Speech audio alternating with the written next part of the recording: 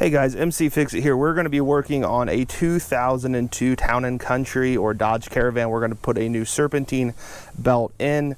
This is what the belt looks like, and we're going to go ahead and replace it. Just a few tools and one part will make this thing happen. Here are the tools that you're going to need to complete this project. First off, you're going to need a Serpentine belt. This is one of my favorite ones. It is a gator back quiet belt. It does have some weird grooves compared to like kind of your standard traditional belt, but I do think it does help keep it a lot quieter. These are hard to find. I'm not sure if I'll be able to put a product and link in the description, but at least for this vehicle, I'll put one in the description. You are going to need a Serpentine belt tool. You do need one that does have the bigger 1/2 inch size. This does go right into here and connects in to make an extension. The other kind of cool thing is if you do need an angle, which I don't think you do on this vehicle, but you may want it, it does allow you to do that. So this tool is really, really helpful for this. You are going to have to take off a couple of grommets, so you will need a grommet tool, probably break one of them. These are really helpful as well. I've bought this and used it for a few years now. Has just about every size you can imagine. A roll of painter's tape, which may seem weird or just a good piece of it. This will help you if you're doing this by yourself to help hold the belt on. Don't use duct tape, it leaves residue. Painter's tape's much better. Something to sit on or lay on if you're in a garage or on gravel. You will need a jack and a jack stand, a set of jack stands, a 4x4 just to block everything, and then something to take off your front passenger tire. I prefer an impact gun. That's a cordless one. Make sure you have a torque stick and also the correct size. This is a 19mm. So that is what you'll need. You also want some safety protection, so eyeglasses and gloves are always helpful as well. So go ahead and put on your gloves and go ahead and get your safety glasses and put those on. Then you're going to go ahead and grab your big piece of wood to block the back tire. Just put that down and under. I like to give it a little kick. My driveway slopes this direction, so you're going to want it right where it is, right there. Next thing you're going to do is go ahead and get to the door, open it up, and you can go ahead and put the emergency brake on, which was this one. I kicked it down. And go ahead and pull the hood latch right there. That's pulling it back down towards you.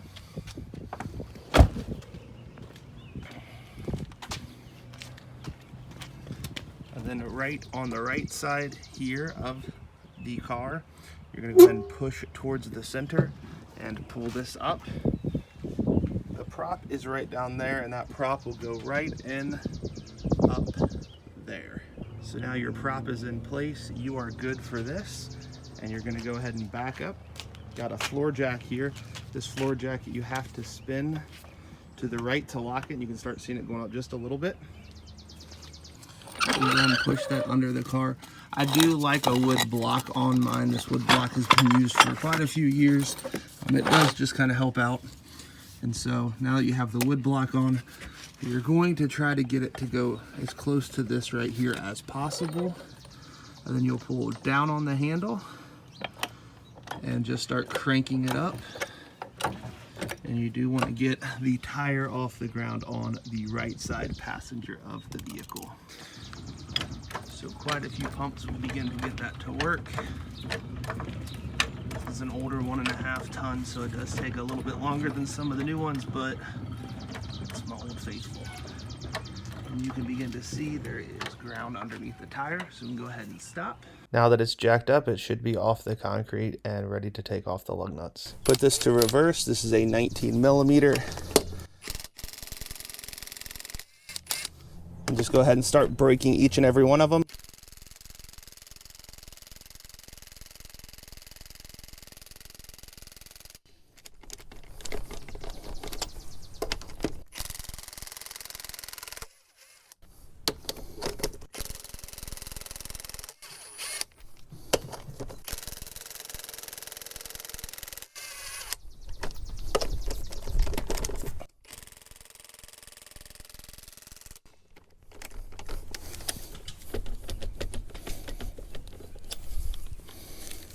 So once you've got all of those broke loose, the next thing you're going to do is go ahead and take your jack and you're going to put it right up on the frame over here. We're going to do the same thing to the other side.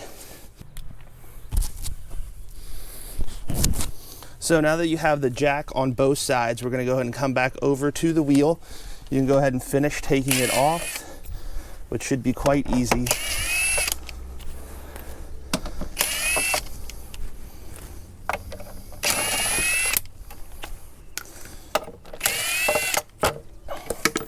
And sometimes those do just fall off like it just did there. I do like to put all of the lug nuts inside of that. Go ahead and take off your tire and put it out of the way.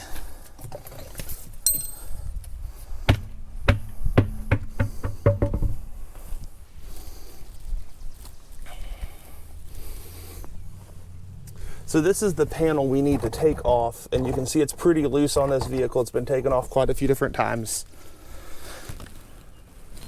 Go ahead and get one of your tools that pop these plastic little rivets off. And you're pulling those out towards you.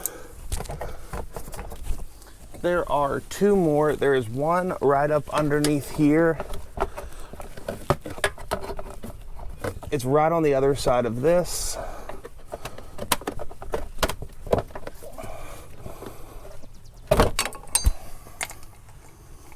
And then there is one more at the front, and it actually just popped out with it. So let me pull this off just a little bit. I'm not going to take the final one over there off because you can see the belt, and that's what you're looking for.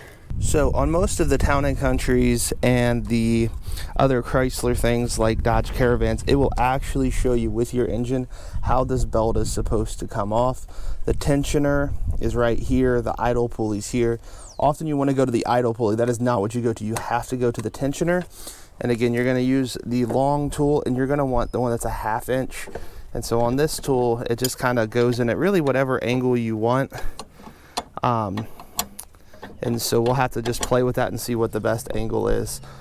Then this piece right here goes in underneath onto the end of that tensioner. Because of how crammed this engine is, it is really hard, and this isn't even a 3.8, to see. All you can see is just a little bit of a nut off the end, and that's not real helpful. You're gonna want that to go down, and you're just gonna have to kind of fish it until you can find it, the spot that it goes in.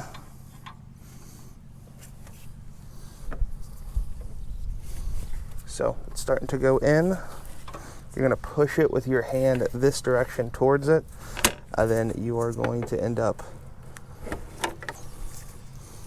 pulling it away from you, and that should give you some ability to begin to loosen off the belt. And once you get one part of the belt off, the whole thing will fall down.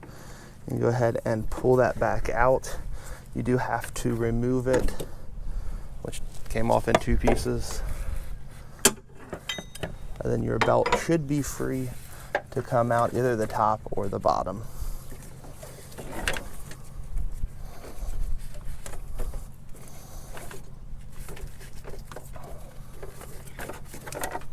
Sometimes it does get stuck on the pulley, so you do have to go beneath, but I'm going to try to fish it out this way. This belt has about 70,000 miles on it, which I meant to change it before I went on vacation, but did not come in time, so just changing it right after vacation.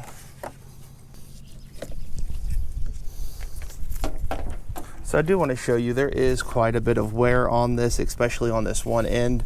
You can see a little chunk is gone almost around the whole thing. The belt itself, this is one of those Gator belts, 70,000 miles. It still looks almost brand new besides that, but I don't want to chance it. So every 60 to 70,000 miles, I do change these out. Now the hardest part of this whole project is to get this new one back on, and there's really no way to show you on the camera. You just have to follow this diagram again. That's right here. So I try to go ahead and get it on the alternator, kind of fish it down and around, and then I leave the tensioner on, but I don't put it on the idle pulley because that seems like it's the easiest one to kind of slide up right up over here with your hand. So I'll try to do my best to do this, but this is going to be very hard to show you on camera. You just got to kind of fish it because it is a very long belt on this vehicle. So I like to just kind of fish the whole thing pretty much down to begin with. Start with the alternator because it's up top. And there is like a natural loop you can see from the packaging. I do like to go ahead and just slide that right on the alternator right there. And then I'll go down and get it on the AC, the vibrator dampener, the tensioner pulley, water pump, and then power steering, and then leave this idle pulley alone for right now until we can start tightening it back down. One little hack is if you have some blue painter's tape, this is not going to damage it, and you must take it off before you start your car. But sometimes I like to just put a little piece of tape right on here. I know the pulley will still spin, and it probably isn't going to do a whole lot, but it does just kind of keep, when you begin to start this, to keep this where it needs to be. Again, it's not on the actual belt, but and again, it's not perfect. I would advise not doing duct tape because that leaves residue. Painter's tape does not. So the goal is to go ahead and get it started on all these other pulleys. I'm going to go ahead and begin to fish this one up and around this pulley right here, because it does kind of help lock it in space from falling back down. So it goes down underneath this one, and then it's got to go back up like this. You're going to kind of make like a bow almost and put it around that tensioner pulley. This is another kind of hard spot to film and to really get into, but it definitely is doable, especially because you don't have it on that idle pulley yet.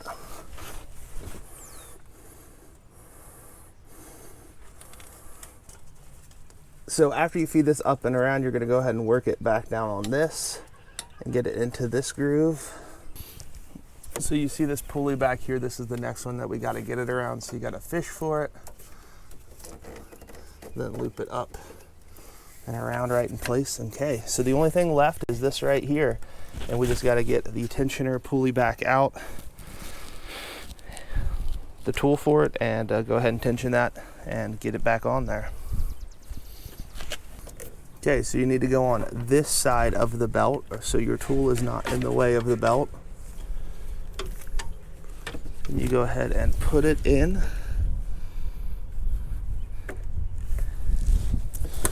And once that's all the way in, you should be able to start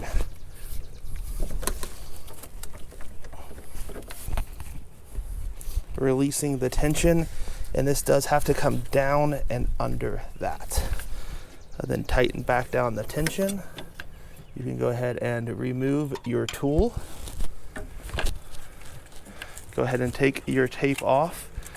Test it a little bit, make sure it looks like it's good. That does, it's nice and firm.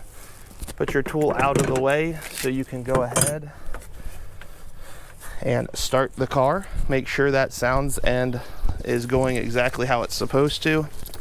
Go ahead and start it. We're going to go ahead and do a visual inspection of the belt. Make sure it is running exactly how it's supposed to. And that is doing exactly what it's supposed to right down there. Don't put your hand down in the engine bay at this point, but it's much quieter and doing exactly what it's supposed to. We're going to go ahead and put back on the tire and the shroud. Then you're pretty much done with this project. To put the shroud back on, you got to kind of fish it back down and under. You're going to go ahead and grab the plastic little clips, and you can just go ahead and push those in place once you've lined them up. There's one here. There is one up at the front here.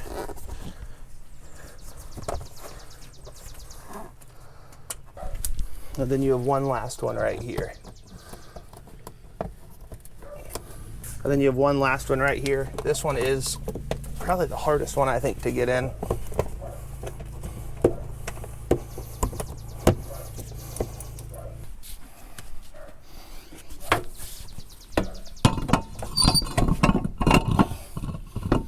So once you have the tire on, this is kind of a weird hubcap here. You are going to have to find the notch in it, and the notch goes right where the valve stem is.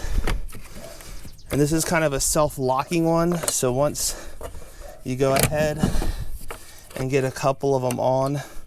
The way this works is this hubcap gets locked on by the lug nuts, which is kind of convenient so it doesn't roll down the road on you.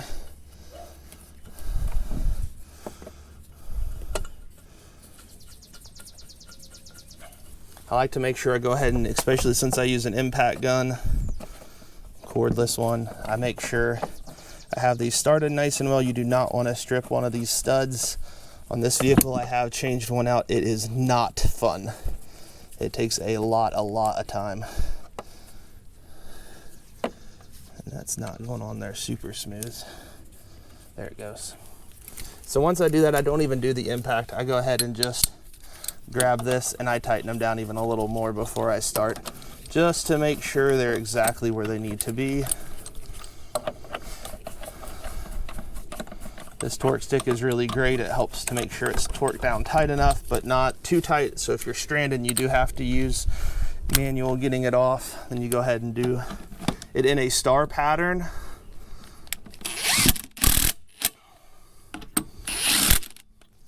So you don't want to do the one right next to it. I jump across, and then jump across again, and then jump across again. Then one more time.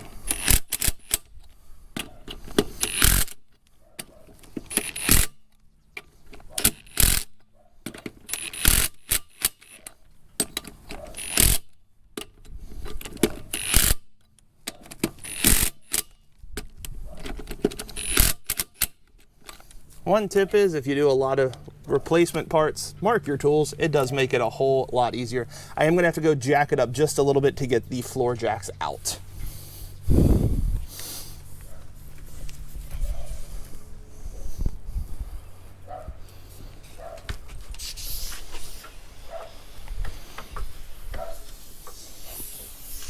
That probably should be enough.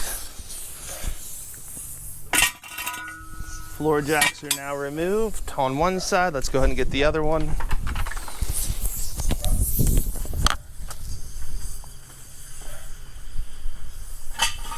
So now both floor jacks are removed. You can go ahead and twist the handle counterclockwise very slowly, and that will lower the car back down. Just how it should be. Go ahead and pull that straight out. Now we'll go ahead and push up just lightly on the hood. Pull out the stand, put it back where it goes, drop that down. I like to use the back of my heel. Go ahead and kick that out, throw it off to the side. And then you just have to release the brake and you're good, ready to go. Thank you guys so much for watching. If this was helpful, please like and subscribe, and comment if you do have any questions.